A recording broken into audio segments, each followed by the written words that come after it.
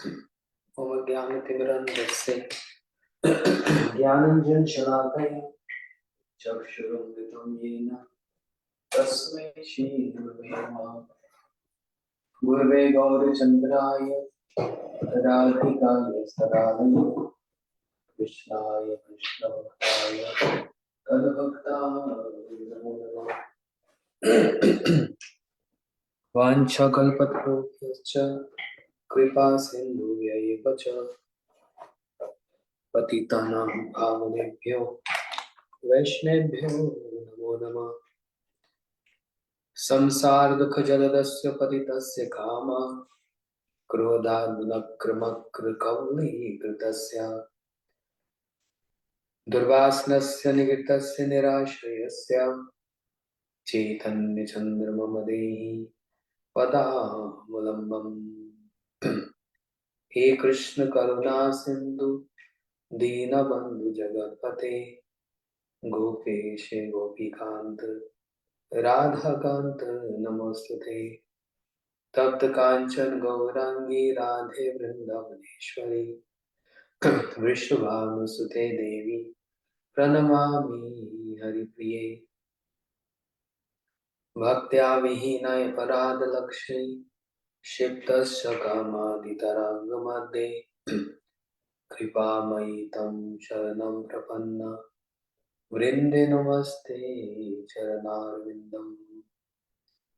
श्री कृष्ण चैतन्य प्रभु नित्यानंद श्री अद्वैत गदाधर शिवासादि गौर भक्त वृंदा। सब लोग बोलना हरे कृष्ण कृष्ण कृष्ण हरे हरे हरे राम राम राम हरे हरे। बोलो वृंदावन बिहारी लाल की जय। आप सबको देखकर फिर से उत्साह और प्रेरणा और बड़ी प्रसन्नता हो रही है। हम लोगों ने वेणु गीत की कथा को सुना। बहुत सारे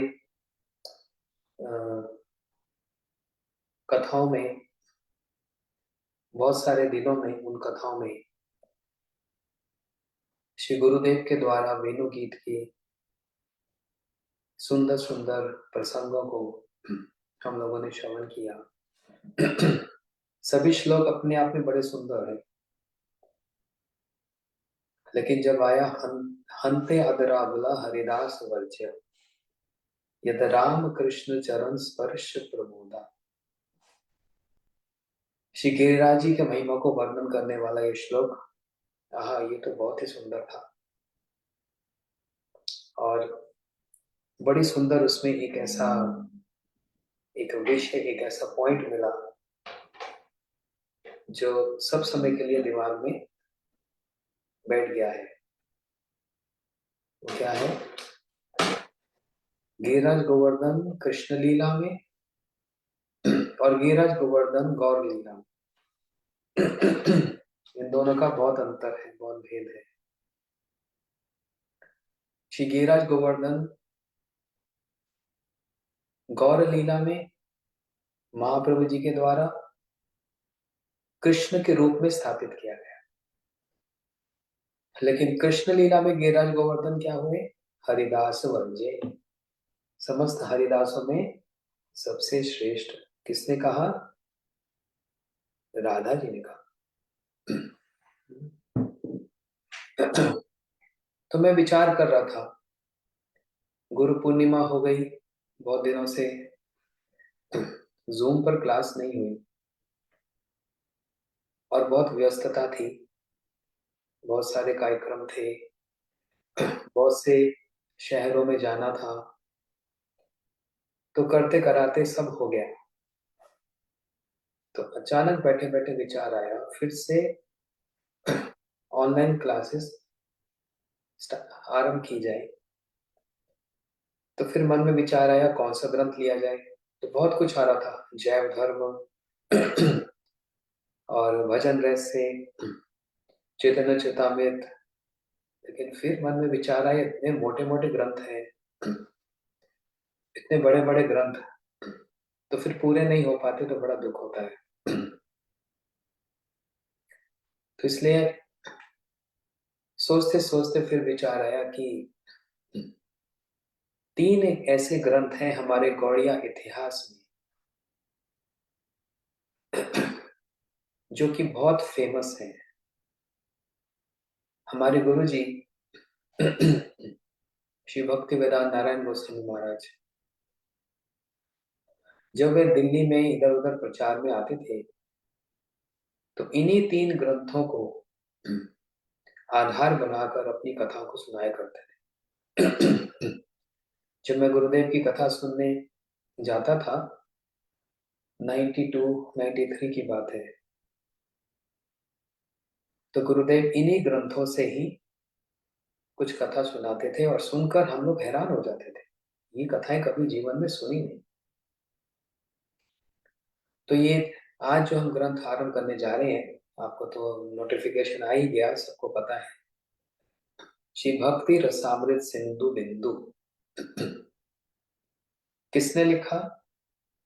श्री विश्वनाथ चक्रवर्ती ठाकुर जी।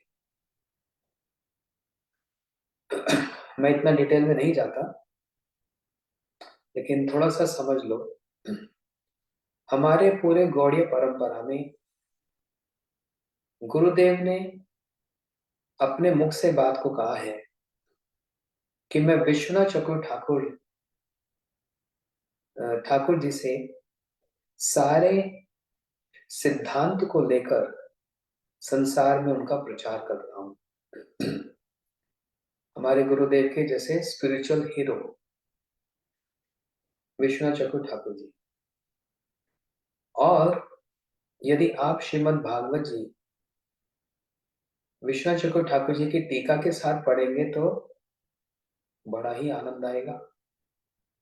ऐसे ऐसे विचार विश्वनाथ चक्रवर्ती ठाकुर जी बतला रहे हैं कि सुनकर आश्चर्यचकित होता है मन और बड़ा प्रसन्नता होती। ऐसे विचार। तो उन्होंने, तो विश्वनाथ चक्रवर्ती ठाकुर जी कौन? हमारे गुरुदेव बतलाते थे रूप गोस्वामी जी के ही अवतार। मतलब रूप गोस्वामी जी फिर से आए एज विश्वनाथ चक्रवर्ती ठाकुर। रूप गोस्वामी जी ने बहुत से ग्रंथ लिखे, नॉवल लिखे, ललित माधव, विदग्ध माधव। फिर भक्ति रस को स्थापित करने वाला ग्रंथ लिखा भक्ति रसामृत सिंधु। थोड़ा सा बैकग्राउंड फाउंडेशन समझ लो। महाप्रभु जी ने रूप गोस्वामी जी को प्रयाग में, जहां पर तीन नदियों का संगम होता है, गंगा जमुना सरस्वती, महाप्रभु जी ने प्रयाग में श्री रूप गोस्वामी जी को अपनी सारी कृपा को उड़ेल दिया। वृंदावन रासकेली वार्तम काले लुप्तम निज शक्ति युक्ता संचारे रूप न व्यात्म पुनसा प्रभु युवा प्रयाग एवं लोक श्रेष्ठे। जैसे श्री कृष्ण ने ब्रह्मा जी के अंदर सारे सिद्धांत को डाल दिया और ब्रह्मा जी ने सृष्टि की, ऐसे ही रूप गोस्वामी श्री महाप्रभु ने रूप गोस्वामी जी के हृदय में सारी सारी शक्ति को संचारित कर दिया। और जानते हो क्या कहा? हे रूप, भक्ति का ये जो समुद्र है, भक्ति रस का सॉरी जो समुद्र है, अगाध समुद्र है, इसकी सीमा को समझना और उसको नाप लेना, मेजर कर लेना बहुत कठिन है। समझ रहे हैं ध्यान से? इस भक्ति रस के समुद्र का एक बिंदु, कितना? एक बिंदु मैंने तुमको चखा दिया। कहा इतना बड़ा समुद्र और कहा उसका एक बिंदु। महाप्रभु ने कहा मैंने एक बिंदु का रस तुमको चखा दिया है। उस एक बिंदु रस को लेकर रूप गोस्वामी जी ने ग्रंथ लिखा भक्ति रसामृत सिंधु। भक्ति रस का ओशन, समुद्र। एक बिंदु का समुद्र बना है, और वो सारा समुद्र कितना बड़ा होगा उसकी कल्पना कोई कर नहीं सकता। विचार करके देखो। है। और उन्होंने ग्रंथ लिखे उज्जवल नीलमणि, ललित माधव विदग्ध माधव, दान केली कौमुदी, लघु भागवतामृतम। तो ऐसे श्री रूप गोस्वामी जी ने जो ग्रंथ लिखे, उन ग्रंथों को समझना बड़ा कठिन, इसलिए बाद में श्री रूप गोस्वामी जी के बाद में श्री विश्वनाथ चक्रु ठाकुर जी आए, जो कौन थे?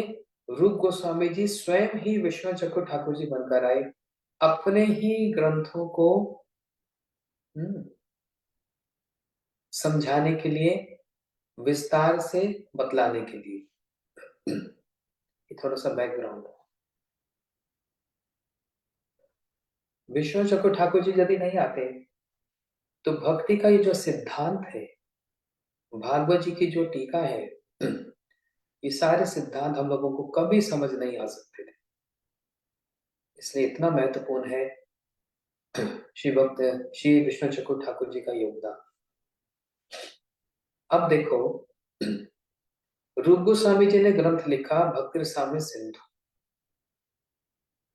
ठीक है, बहुत इलेबोरेट है। भक्ति क्या है, आरोप सिद्धा भक्ति क्या है, स्वरूप सिद्धा भक्ति क्या है, संग सिद्धा भक्ति क्या है, भक्ति के रस क्या है, और ये कितने प्रकार की भक्ति है, ये सब। लेकिन भक्ति साम सिंधु में दास्य सखे वात्सल्य, इन तीन रस को बड़ा इलेबोरेट, बड़ा विस्तार करके श्री रूप गोस्वामी जी ने बताया। थोड़ा सा माधुर्य रस को भी स्पर्श किया, लेकिन वो इतना डिटेल है, इतना उसका विस्तार है कि उस माधुर्य रस के लिए एक अलग से ग्रंथ लिखा, उज्जवल नीलमणि। ठीक है। अब ये ग्रंथ अपने आप में बहुत कठिन है समझना। तो इसका जो एसेंस है, इसका जो सार है, उसको विश्वनाथ चक्रु ठाकुर जी ने छोटे छोटे ग्रंथ के रूप में, छोटे छोटे सिद्धांत के रूप में हमको समझ आ जाए, इसलिए उन्होंने इसका प्रणय किया, इसको लिखा। तो जैसे रूप गोस्वामी जी ने लिखा भक्ति रसामृत सिंधु, तो विश्वनाथ चक्रु ठाकुर जी ने लिखा भक्ति रसामृत सिंधु बिंदु। सिंधु नहीं, सिंधु तो कंफ्यूज नहीं होना, भक्ति रसामृत सिंधु लिखा रूप गोस्वामी जी, और विष्णु चक्रु ठाकुर जी ने उसका जो एसेंस है, जो उसका जो क्रक्स है, वो बतला दिया और नाम दे दिया सिंधु बिंदु। फिर रूप गोस्वामी जी ने लिखा उज्जवल नीलमणि, तो विष्णु चक्रु ठाकुर जी ने लिख दिया उज्जवल नीलमणि किरण। किरण मतलब वन रे। सनातन गोस्वामी जी ने लिखा बृहद भागवत। तो रूप गोस्वामी जी तो अब उनको ओवर रूल नहीं कर सकते, तो उन्होंने क्या लिख दिया, भागवत अमृत कना। कना मतलब one particle of the dust. तो ये जो तीन ग्रंथ हैं, बिंदु, किरण और कना, भक्ति स्वामी सिंधु बिंदु, उज्जवल नीलमणि किरण और भागवत अमृत कना, ये तीनों हईले वैष्णव पना। ये तीन मिलकर बिंदु, किरण और कना। बिंदु मतलब ड्रॉप, किरण मतलब वन रे, और कना मतलब one speck of the dust. ये तीन मिलकर बन गए पूरा गौड़िया सिद्धांत। समझे? पूरा गौड़ीय सिद्धांत, इसी गौड़ीय सिद्धांत को श्री विश्वनाथ चक्रवर्ती ठाकुर जी ने हम साधकों के लिए प्रकट किया। तो आज हम लोग भक्ति रसामृत सिंधु को श्रवण करेंगे। थोड़ा सा कठिन भी है, टेक्निकल भी है और थोड़ा आस्वादनीय भी है, इसलिए B patience, maintain patience, be patient, उसको ध्यान से सुनना। तो इसमें बहुत सारे सिद्धांत हमको समझ आएंगे। पूरा सिद्धांतिक है तीनों ये ग्रंथ। इसको आरंभ करते हैं श्री गुरुदेव को प्रणाम करके, श्री विश्वनाथ चक्रवर्ती ठाकुर जी को प्रणाम करके इस ग्रंथ को हम आज आरंभ करते हैं। मंगलाचरण में श्री विश्वनाथ चक्रवर्ती ठाकुर जी ने रूप गोस्वामी जी का मंगलाचरण ही ले लिया। भक्ति रसामृत सिंधु का मंगलाचरण क्या है? बोलते हैं अखिल रसामृत मूर्ति प्रस्मर रुचि रुचि रुद्र तारका पाली कलित श्याम ललितो राधा प्रयाण विधुर जयति। श्लोक याद कर लेना आपको मिल जाएगा ये वेरी इंपॉर्टेंट श्लोक। अखिल रसामृत मूर्ति प्रस्मर रुचि रुचि रुद्र तारका पाली कलित श्यामो ललितो राधा प्रयाण विधुर जयति। क्या मतलब?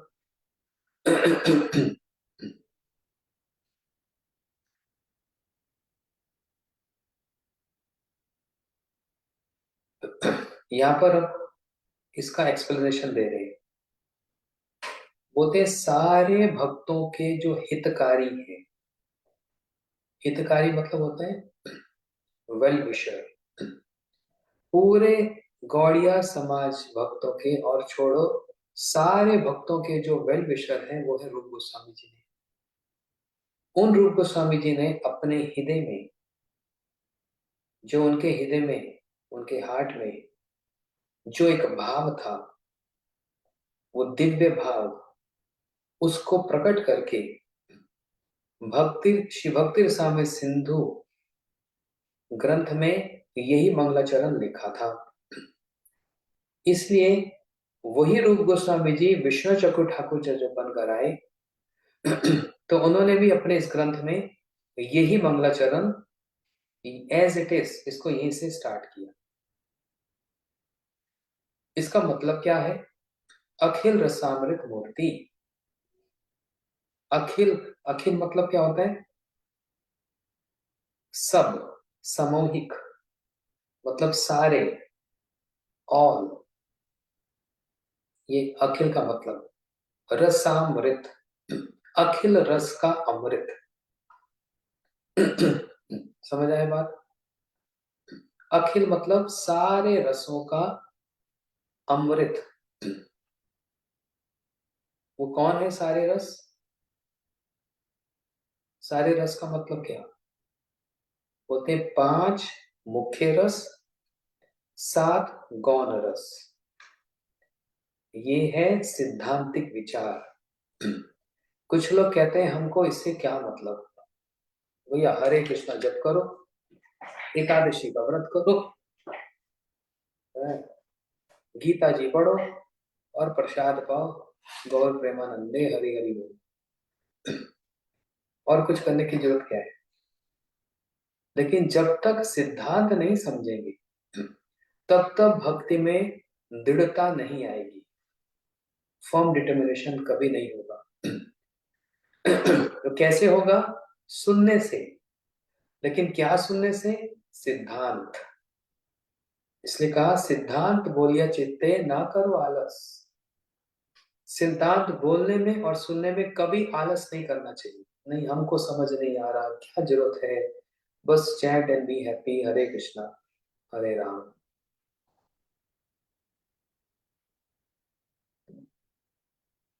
इसलिए सिद्धांत को लोग ज्यादा प्रेफरेंस नहीं देते, और जबकि सिद्धांत पूरा का पूरा सुनना चाहिए। अब ये 3 जो ग्रंथ हैं ये सिद्धांतिक ग्रंथ है। आप लोग नहीं सोचना अरे समझ नहीं आ रहा तो छोड़ दो, सुनते रहो। एक बार सुनेंगे ना तो थोड़ी सी छाप पड़ेगी हृदय में। इसी को दूसरी बार, तीसरी बार, चौथी बार सुनेंगे, हम कथाओं में कहते रहते हैं, तो आपको याद आ जाएगा, हाँ हमने ये सुना था। 3 4 5 बार सुनेंगे तो पूरा याद हो जाएगा। तब सुनो, अखिल रसामृत। अमृत मतलब तो सबको पता है अमृत क्या होता है, लेकिन अखिल रस मतलब सारे रसों का अमृत। जब कहा जाता है सारे रस, तो यहाँ पर कौन कौन से सारे रस आते हैं? होते हैं 5 मुख्य रस प्राइमरी, और 7 गौण सेकेंडरी। 5 मुख्य रस कौन से हैं? शांत, दास्य, सख्य, वात्सल्य और मधुर। ये है मुख्य रस प्राइमरी। कहाँ के मुख्य रस हैं? ब्रज के, वृंदावन के। शांत रस, जितने जैसे लताएं होती हैं, पताएं होती हैं, पुष्प होते हैं, ये सारे क्या हैं? शांत रस में। ये भी कृष्ण की सेवा के लिए ही है, लेकिन शांत भाव है। उससे ऊपर एक रस है जिसको बोलते हैं दास्य रस। इनकी सेवा क्या होती है? कृष्ण की सेवा करना। फिर इससे ऊपर एक रस है सख्य रस, जो कृष्ण के सखा है। इससे ऊपर फिर रस है वात्सल्य रस, यशोदा मैया, नंद बाबा। और उससे ऊपर है मधुर रस, जिसमें समस्त गोपियां, ललिता विशाखा। तो ये 5 मुख्य रस हैं। फिर है 7 गौण रस, है सेकेंडरी रस।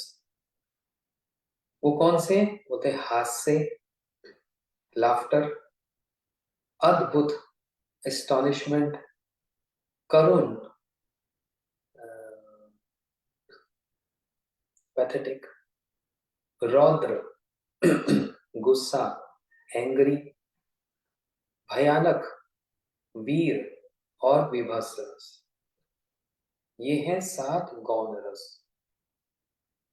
एक एक रस के विषय में भक्ति साम सिंधु में रूप गोस्वामी जी ने बड़ा डिटेल विस्तार करके बताया, उसको सुनेंगे कभी हम लोग। ठीक है, उसको बारे में हम सुनेंगे, फिर आपको एक एक रस का पूरा उसका निचोड़ समझ आएगा। तो अभी ये समझो कि 5 मुख्य रस है, 7 गौण रस है। टोटल मिलाकर कितने हो गए? कुल मिलाकर 12 रस। 7 और 5 12। इन 12 रसों से विशिष्ट परमानंद स्वरूप जिनका श्री विग्रह है, किसके लिए कह रहे हैं? श्री कृष्ण। श्री कृष्ण का जो स्वरूप है, वो स्वरूप बना ही 12 रसों से है। और परमानंद, पूर्ण अमृत का, पूर्ण आनंद का जो आस्वादन करते हैं, ऐसा उनका भगवान का श्री विग्रह है। और अपने उस शरीर से, जो ये 12 रसों से बना हुआ है, उनके शरीर से बहुत सारी किरणें निकलती हैं। उस किरणों को कहा जाता है कांति, मतलब तेज। वो तेज चारों दिशाओं में जाता है।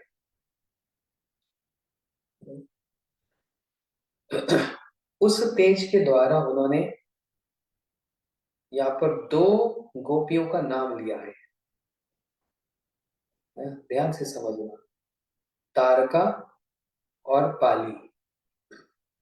तारका मतलब वो ताड़का नहीं समझ लेना, रामलीला वाली ताड़का। राम जी ने जिस ताड़का, वो ताड़का है, ये है तारका, है ना। तो जैसे हम बोल देते हैं, तो ये माता का नाम क्या है? माया वाया। माया तो समझ आई, वाया क्या होता है? तो नाम ही गलत हो जाता है ना। तो ताड़का नहीं, तारका और पाली, 2 गोपियों का नाम लिया है। अपने उस श्री कृष्ण के उस अंग से जो 12 रसों से बना हुआ है, उसकी अंगों की जो छटा है, जो तेज निकल रहा है उन तेज से उन्होंने दो गोपियों को अपनी ओर आकर्षित कर लिया।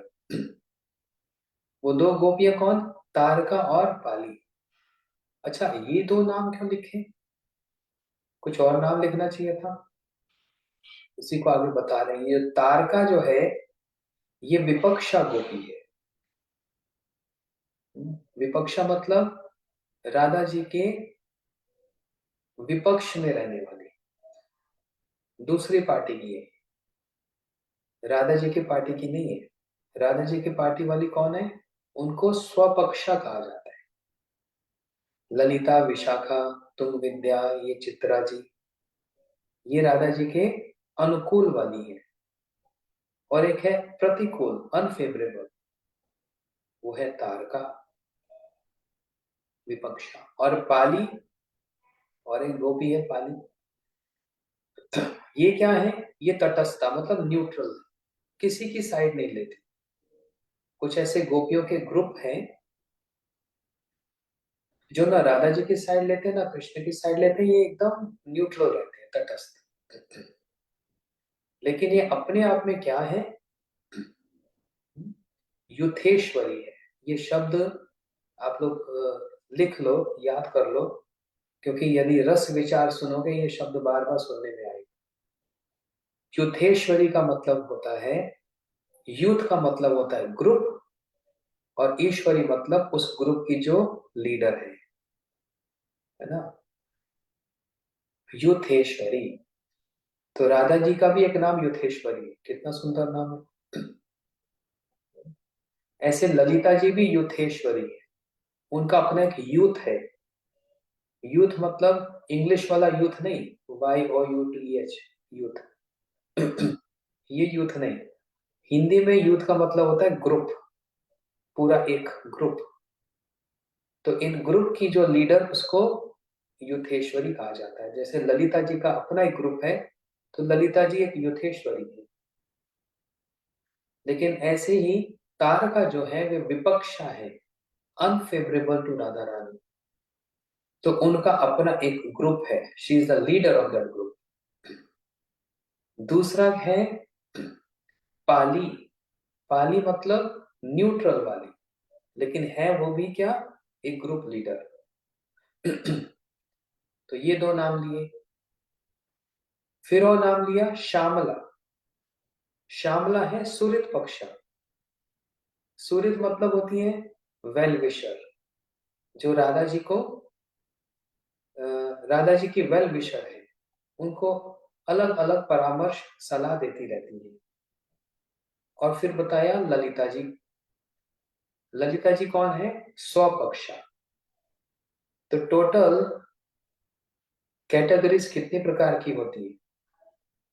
स्वपक्ष, विपक्ष, सूर्य पक्ष और तटस्थता। याद कर लेना। अब ये याद करने की चीज है, इसलिए नोट्स बना लेना। तब याद होगा, नहीं तो सुन से याद नहीं होगा, सुनने से। जो लोग जानते हैं वो तो अलग है, जो लोग नए हैं उनके लिए बता रहा हूं। पक्ष मतलब होता है साइड लेना। तो स्वपक्ष, स्वपक्ष मतलब जो राधा जी के साइड लेने वाले। फिर है विपक्ष, जो राधा जी के अगेंस्ट है। ऐसी गोपियां राधा जी के अगेंस्ट का मतलब क्या? कृष्ण के साथ उनका ज्यादा प्रेम है, राधा जी के साथ कम है, लेकिन है तो वो भी गोपियां। ये दो कैटेगरी। थर्ड कैटेगरी सूर्य पक्ष, मतलब ये वेल विशर है, सूर्य है, सहानुभूति देती है राधा जी को। और चौथी है तटस्थ, वो न्यूट्रल रहती है, वो किसी की साइड नहीं लेती। तो स्वपक्षा में कौन आया? ललिता जी का नाम आया। सूर्य पक्षा में श्यामला जी का नाम आया। और तटस्था में पाली का नाम आया। और विपक्षा में तारका।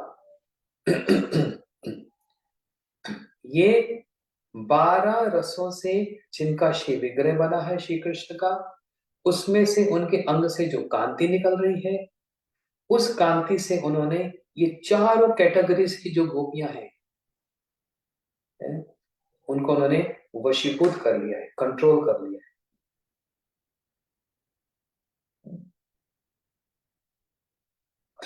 इसका मतलब ऐसे समझो, अब उसमें भी जो विपक्षा है और तटस्थता है उनको तो वशीभूत कर लिया, लेकिन श्यामला और ललिता जी, उनके साथ आत्मसंग कर लिया, मतलब वननेस।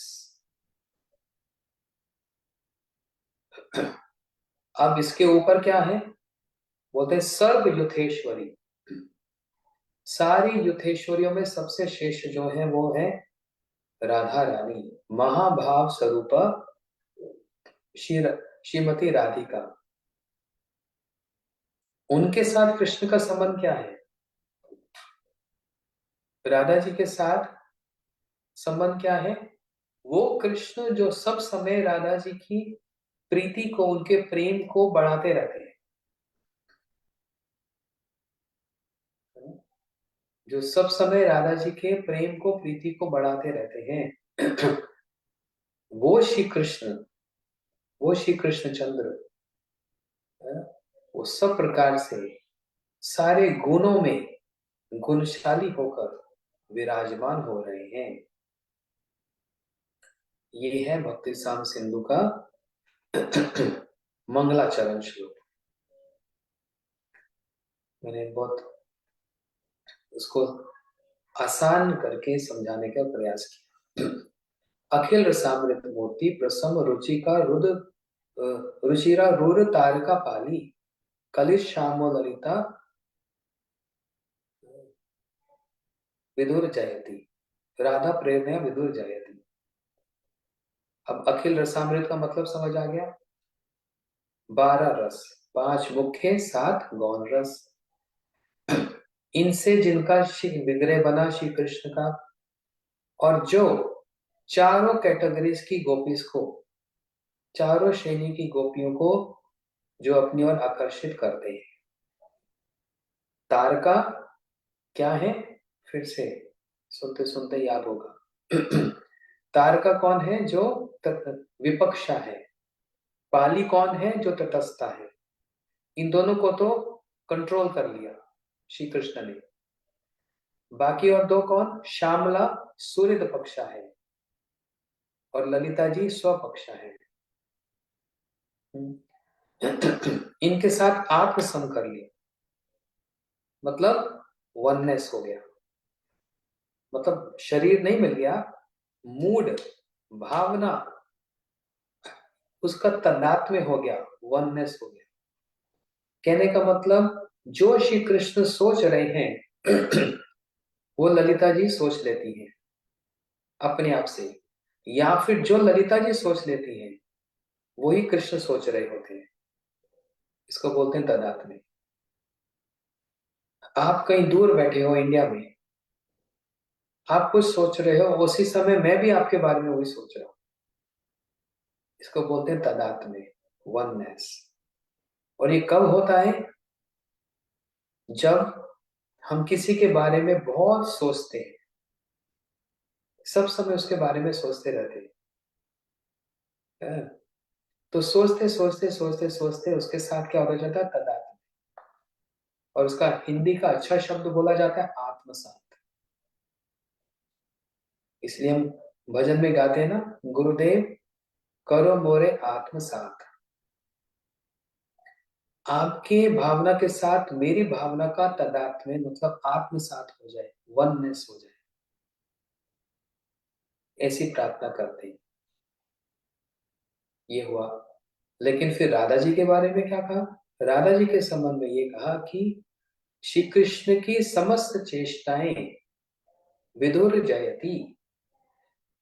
कृष्ण की समस्त चेष्टाएं उन राधा जी को प्रसन्न करने के लिए ही रहती हैं। उन अखिल रसामृत, उन श्री कृष्ण को हम प्रणाम करते हैं। प्रणाम तो नहीं लिखा, लेकिन कहा उन श्री कृष्ण की हम वंदना करते हैं, उनका स्मरण करते हैं। ये था मंगलाचरण। अब चैप्टर स्टार्ट होता है। एक बड़ा फेमस श्लोक है जो बहुत लोगों को, सब बच्चों को पता है। मेरे साथ बोलना जिस जिसको पता है। अन्यभिलाषिता शून्यम ज्ञान कर्माद्य नावृतम आनुकूलेन कृष्णनुशीलनम भक्तिरुत्तमा। फिर से बोलना, एक साथ बोलेंगे, ठीक है? जब मैं एक 1 2 3 बोलूंगा तब। 1 2 3। अन्यभिलाषिता शून्यम ज्ञान कर्माद्य नावृतम। बोल रहे हैं सब लोग? आनुकूलेन कृष्णनुशीलनम भक्तिरुत्तमा। अब इसमें किसी किसी भक्तों का उच्चारण ठीक नहीं होता।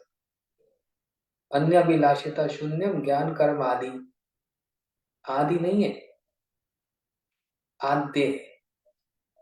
अन्य अभिलाषिता शून्यम ज्ञान कर्माद्य अनावृतम आनुकूलेन कृष्ण अनुशीलनम भक्तिरुत्तमा।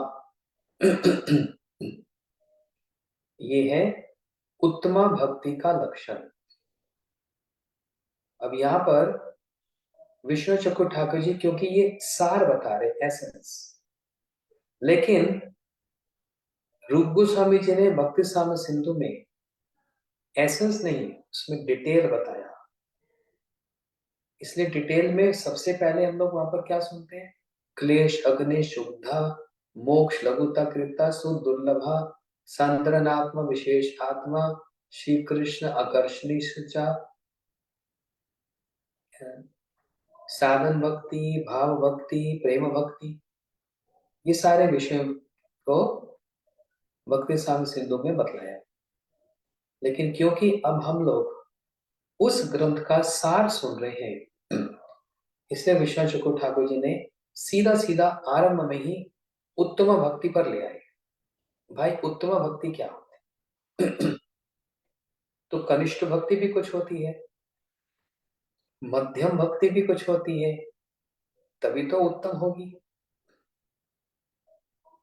है ना? जैसे हम बोलते हैं ये साधु डुप्लीकेट है ना? ये साधु डुप्लीकेट साधु है। इसका मतलब क्या हुआ? साइमल्टेनियसली इसका मतलब ये हुआ कि कहीं शुद्ध साधु भी होंगे तभी तो डुप्लीकेट होगा। ये पेपर है, इसका जेरोक्स किया तो ओरिजिनल होगा तभी तो जेरोक्स होगा। जब ओरिजिनल नहीं होगा तो जेरोक्स कहां से होगा? समझ आया बात? तो ओरिजिनल साधु होगा तभी तो डुप्लीकेट साधु होगा। इसलिए कुछ लोग बोलते हैं ना, सारे साधु डुप्लीकेट हैं, सारे साधु डुप्लीकेट हैं। अरे तो सब साधु डुप्लीकेट है तो कोई तो ओरिजिनल होगा। सारे तो डुप्लीकेट नहीं हो सकते। हम बोलेंगे ये सारे पेपर जेरोक्स है, सारे पेपर जेरोक्स है, तो ओरिजिनल कहाँ है? ओरिजिनल होगा तो जेरोक्स होगा। उसी प्रकार सारी भक्ति तो एक जैसी नहीं है। कनिष्ठ भक्ति, मध्यम भक्ति, फिर उत्तम भक्ति। यदि कोई उत्तम भक्ति को समझ लेगा तो अपने आप समझ आ जाएगा उससे नीचे वाली जो है वो सब छोटी है, कनिष्ठ है ना? अपने आप, ये तो कॉमन सेंस। ये उत्तम भक्ति है, इसका मतलब उसके नीचे वाली सारी क्या है? छोटी हो गई। तो वो उत्तम भक्ति क्या है? अच्छा, हम लोग बाजार में कुछ खरीदने जाएंगे तो उत्तम चीज खरीदेंगे कि छोटी सी चीज खरीदेंगे? ओके, लेट्स से आम का सीजन है, आम खरीदना है। लंगड़ा, चौसा और जितने प्रकार के, सिंदूरी, अल्फेंसो, बढ़िया बढ़िया आम है, दशहरी। जब आम खरीदेंगे तो अच्छे वाला लेंगे कि कोई भी चलेगा? उत्तम आम लेंगे, मतलब बेस्ट क्वालिटी, अच्छे दामों में अच्छा वाला आम लेंगे। तो जिसको हमने अच्छा बेस्ट ले लिया, इसका मतलब उसको छोड़कर जितने और थे वो सब क्या हो गए? अपने आप ही छोटे हो गए, बेकार हो गए। उसी प्रकार उत्तम भक्ति को समझ आएंगे तो उसको छोड़कर बाकी सब जो है वो कनिष्ठ भक्ति हो गई। और हमारा लक्ष्य क्या है? कनिष्ठ भक्ति प्राप्त करना, मध्यमा भक्ति प्राप्त करना या उत्तम भक्ति प्राप्त करना? हर चीज में तो हम उत्तम होना चाहते हैं। खान पीने में भी, घर लेने में भी, यात्रा करने में भी, हर चीज में उत्तम चाहिए, है ना? लेकिन फिर वो भक्ति उत्तम क्या है उसको भी समझना पड़ेगा और उसके अनुसार फिर सेवा करनी पड़ेगी। तो उत्तम भक्ति के बारे में क्या? अन्य अभिलाषिता शून्यम। वो भक्ति कैसी हो? अन्य अभिलाषिता शून्यम ज्ञान कर्माद्य नामतम। उसका मतलब क्या है अब इसको हम सुनेंगे। अब ये थोड़ा सा डिफिकल्ट है, इसलिए जहां डिफिकल्ट टेक्निकल होगा थोड़ा सा स्किप कर दूंगा। इसका मतलब क्या है? श्री कृष्ण को सुखी करने की जो स्पृहा, श्री कृष्ण को सुख देने की जो टेंडेंसी है, उसको छोड़कर है, उसके अतिरिक्त समस्त प्रकार की अभिलाषाओं से रहित जिस एक्टिविटी में, जिस क्रिया में श्री कृष्ण को सुख मिलेगा, वो टेंडेंसी, वो स्पृहा छोड़कर और जितने प्रकार की अभिलाषाओं से रहित है, क्योंकि लिखा ना अन्य अभिलाषिता शून्यम, और कोई इच्छा अभिलाषा नहीं होनी चाहिए। ये नहीं कह रहे कि कोई इच्छा ना हो, इसको हम सुनेंगे अभी। वो भक्ति, यहां से समझो, वह भक्ति जो अभिलाषाओं से रहित हो, इच्छाओं से हटी हुई हो, उस भक्ति में किसी प्रकार का ज्ञान कर्म आदि के द्वारा कोई कवरिंग ना हो, ना ज्ञान का ना कर्म का, कोई उसमें कवरिंग ना हो। ये दो बातें पहले इसको समझ लो तभी आगे बढ़ूंगा। उत्तमा भक्ति क्या है? वह भक्ति जो सारी इच्छाओं से दूर है। कौन सी इच्छाओं से दूर है? जितनी संसारिक इच्छा, जितनी संसारिक इच्छा है उन सारी इच्छाओं से जो रहित है, उसमें इच्छाओं का मिक्सचर नहीं है, मिश्रण नहीं है। पहला पॉइंट ये। दूसरा पॉइंट, वो भक्ति ज्ञान और कर्म इसके द्वारा ढकी हुई नहीं होनी चाहिए। ये सेकंड कंडीशन। वहां पर कर्म कांड ना हो, वहां पर ज्ञान कांड भी ना हो, उसके द्वारा ढकी हुई ना हो। Second point. थर्ड पॉइंट, वह भक्ति एकमात्र कृष्ण की प्रीति के लिए ही है। एकमात्र वो भक्ति कृष्ण की प्रीति के लिए ही होनी चाहिए।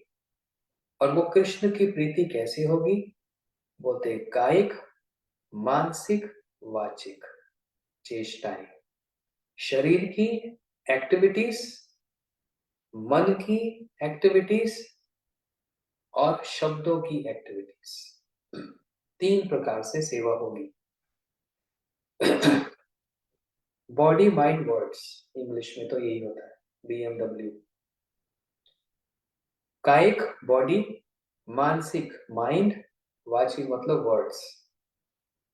इन तीनों की जो चेष्टाएं हैं, जो एंडेवर्स हैं, एफर्ट्स हैं,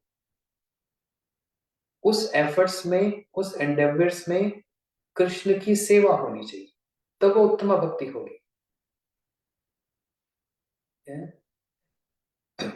बॉडी की, शरीर की जो एक्टिविटी है कृष्ण की सेवा के लिए, मन में जो विचार हो कृष्ण की सेवा के लिए, शब्दों से जो निकल रहा है वो कृष्ण की सेवा के लिए। ठीक है, थर्ड पॉइंट। फोर्थ पॉइंट क्या? वो भक्ति होनी भी कैसी चाहिए? तेल धारावत। तेल धारावत मतलब आपने ऑलिव ऑयल लिया, ठीक है, कोकोनट ऑयल लिया, सब समझ जाएंगे, नारियल तेल एक बॉटल में था। आपकी माता ने कह दिया, अच्छा बेटी दूसरी बॉटल में डाल दो, प्लास्टिक में अच्छा नहीं होता, ग्लास की बॉटल में डाल दो, प्लास्टिक में ऑयल अच्छा नहीं होता है ना, तो ग्लास वाले में डाल दो। अच्छा ठीक है, तो वो तेल लिया और ऐसे डाल दिया, दूसरी बॉटल में डाल रहे हैं। जब दूसरी बॉटल में डाल रहे हैं तो क्या देख रहे हैं, एक ही स्ट्रीम चल रही है, उसमें कहीं ब्रेकअप होता है? ब्रेकअप नहीं होता, एक पूरी एक ही स्ट्रीम चल रही है, एक बॉटल से दूसरी बॉटल में। इस प्रोसेस को कहा जाता है तेल धारावत।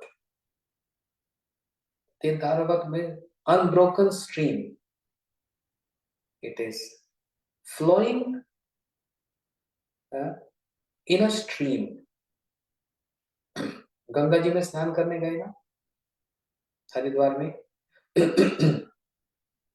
तो गंगा जी के जो स्ट्रीम है ऐसे रुक रुक कर आती है, 30 मिनट्स, आधा घंटा आ गई, फिर रुक गई, फिर आ गई, ऐसे होता है, या एक स्ट्रीम चल रही है?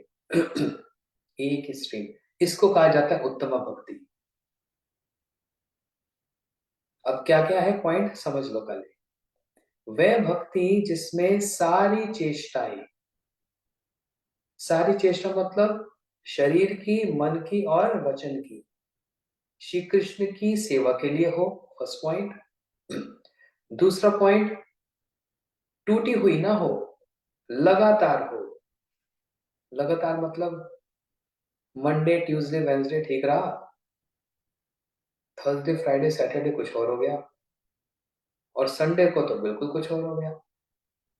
अच्छा फिर मंडे को स्टार्ट हो गया, मंडे ट्यूसडे वेंसडे ठीक रहा, फिर थर्सडे फ्राइडे सैटरडे बिगड़ गया, फिर संडे को थोड़ा ठीक हो गया।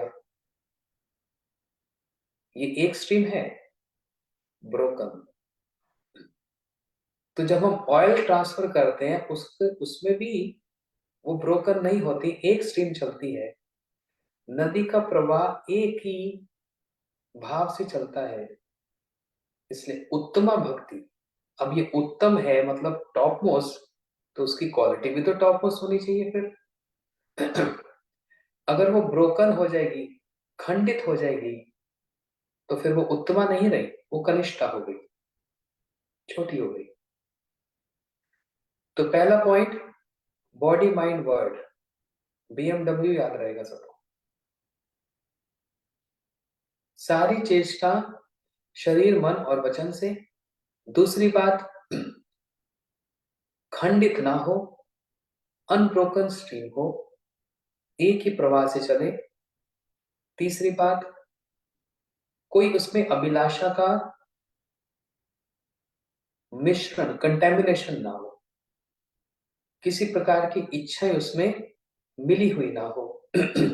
चौथा, उसमें ज्ञान और कर्म का भी कोई मिश्रण ना हो, एकदम प्योर घी हो, उसमें कलर डालकर उसको येलो बनाया जाए तो फिर उसके अंदर मिक्सचर हो गया। सो दिस इज कॉल्ड उत्तमा भक्ति, जहां पर श्री कृष्ण की सेवा के लिए सब कुछ किया जाता है। तो अन्य अभिलाषिता शून्यम, ज्ञान कर्मांत अनावृतम, आनुकूलेन कृष्ण अनुशीलनम, भक्ति उत्तमा। हमारे गुरु जी ने इस श्लोक को पूरे संसार में सबको याद करने के लिए निर्देश दिया। बोलते हैं, गुरु जी बोलते हैं पहले तो श्लोक याद करो, फिर उसका मतलब याद करो, और फिर उसके गहरे अर्थ में जाओ, क्योंकि हम आए हैं कृष्ण भक्ति करने, लेकिन भक्ति तो फिर मिक्सचर है। मेरी इमोशंस भी उसमें हैं, मेरे इमोशंस का कंटेमिनेशन भी उसमें है, फिर वो टूट रही है, कभी तो बड़ी ऊपर जा रही है, कभी ये इधर जा रही है, कभी उस डायरेक्शन में जा रही है। ये तो बिगड़ी जा रही है। और फिर मैं उसको बोलूंगा, टाइटल इट एज उत्तम भक्ति। कैसी होगी वो श्रेष्ठ भक्ति? हो ही नहीं सकती। अगर मैं उसको श्रेष्ठ बोलूंगा, इसका मतलब फिर तो इतनी लो क्वालिटी की तो भक्ति हो नहीं सकती। इसलिए हमारे गुरु जी ने इस श्लोक को सबको याद करने के लिए कहा, और फिर याद करने के बाद इसके अर्थ को समझने के लिए कहा। इस श्लोक में एक मुख्य अर्थ है, एक गौण अर्थ है, प्राइमरी एंड सेकेंडरी।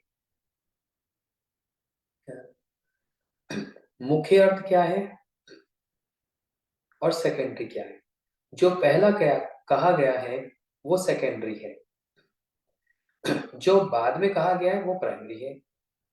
आप सोचेंगे पहले प्राइमरी कहना चाहिए फिर सेकेंडरी कहना चाहिए, लेकिन this is art, this is an art. ये कला है। पहले गौण फिर मुख्य। वो भक्ति में किसी प्रकार का मिश्रण ना हो, मिक्सचर ना हो, ये है गौण। वो भक्ति में ज्ञान और कर्म से कवरिंग ना हो,